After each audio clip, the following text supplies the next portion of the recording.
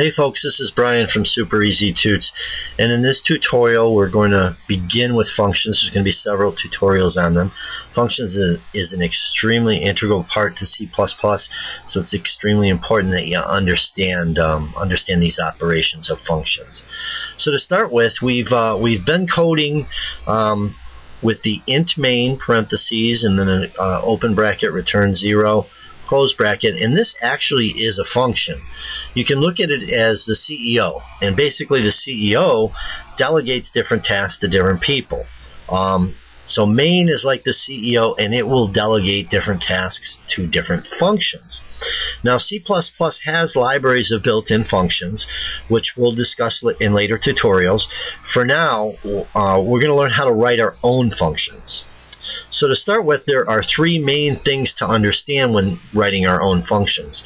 First is a prototype, second is a function call, and third is a function definition. And you really need to understand all three of these to totally comprehend how functions operate and how to write them. So to start with, prototype, basically this code goes before int main. What I've done here is you can see the pound include IOStream. This is a regular program, and all I've done here is added a prototype, this little code right here. Basically, if you look at this code, the word int is obviously a data type, and for a function in the prototype, this is the return data type.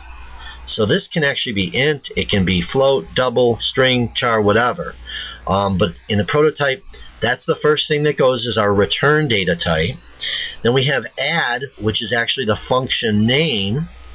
This function that we're going to create here is just going to add two items. And then in parentheses we have int, which obviously is again a data type, and that's the data type being passed into the function. So we have the return data type, which is what the function is going to return, the type of data that it's going to return. We have add, which is the function name, and then we have the data type being passed into the function. Now the second part of functions that I previously mentioned is the function call, and this occurs during the main function. Here's an example. We've got int main with our open bracket, close bracket, and in here we've got the add x here.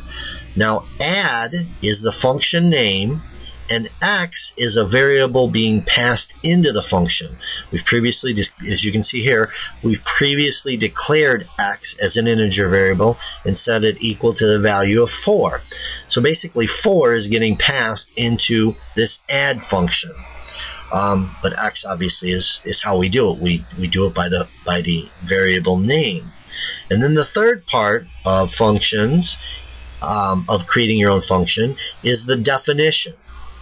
And this code goes after the closing bracket of the main program. You can see here we've got the int main return 0 and then the closing bracket here. So all of your functions will be written after the function definitions, will be written after the closing bracket here.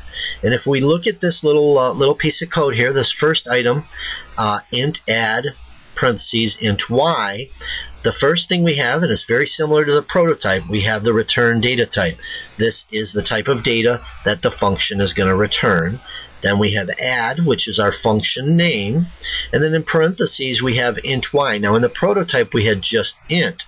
Here we're actually declaring a variable named y, and it's going to be an integer variable, and we're actually giving it the value that was passed in, which from before, from our function call, was x, which equals 4. So I know it sounds confusing, but basically y takes on the value of 4 in this example, because that's what was passed in. Then we have our code, whatever our code's going to do, and then we have our return value. Return is a keyword, value is not. I'm just using it here as an example.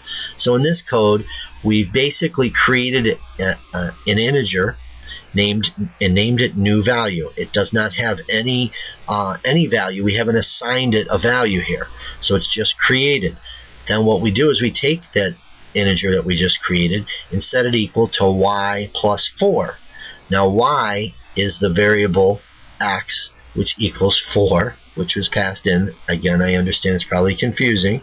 So we have the x value of 4 that was passed in to y, And here we're adding that value to 4. So this is going to give the new value variable name the value of 8. So new value will equal 4 plus 4, which equals 8. And then we're going to return that variable named new value, which is 8. So 8 is going to be returned, and obviously that is an integer data type.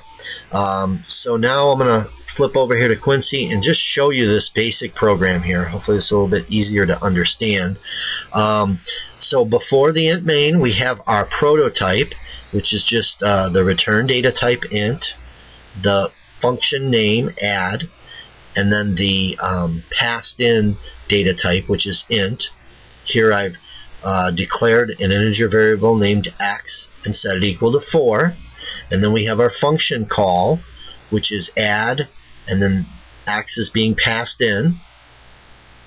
And then we have our function definition, which is the return data type, which is an integer, the function name add, then the passed in data type, which is int, with y, which is a newly declared variable. So basically this x gets passed into this function. X has the value of 4. That basically becomes y. So y is equal to 4. Now you could actually name this variable whatever you want. You could even name it x because of something called scope. But and you'll learn that later on. But for now, try and keep these variables different. It can get really confusing if you keep them the same. So we've got the 4 is passed in. Then what I did here is I did an output statement. So when we run this, we can see when we're actually inside the function. And then this system pause is something that you can type in that will actually pause the program until you hit enter. And I just wanted it to pause to show you, to give you a little bit more clarity. We've created our new integer variable and named it new value. And then we set that new value in equal to y, which is the variable value that was passed in, which is 4 plus 4, and then we return this new value, which we set equal to y plus 4. And then and that's basically it. So I'm going to run this.